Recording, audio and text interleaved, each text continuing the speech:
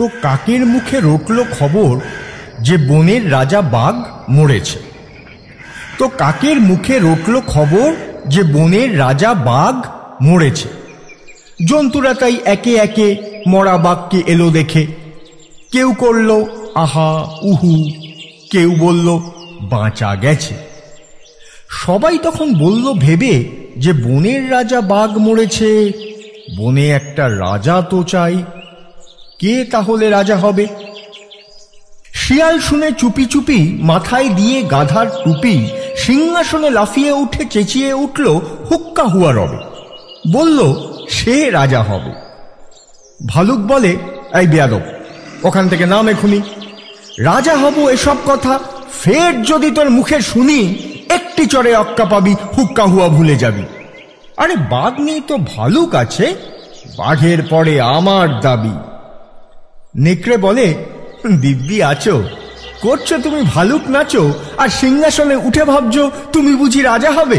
ওরে, আমি হলাম বাঘের পিসে, আমার দাবি কমটা কিসে? হায়না বলে, আসাসনি আর, কোথায় পিসি তার ঠিক নেই, উনি এলেন পিসে মশাই, ভাগার দিয়ে নেংচে চলিস, রাজা হব তুইও বলিস।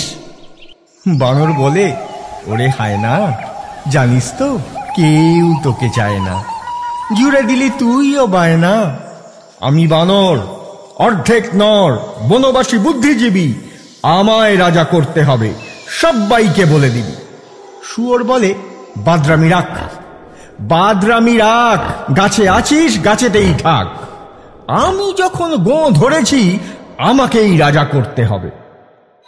তো সবাই চেঁচায় ঘেউ ঘ্যাক ঘ্যাক, খুদ খতখত, বন তোল পাড় হট্টগোলে।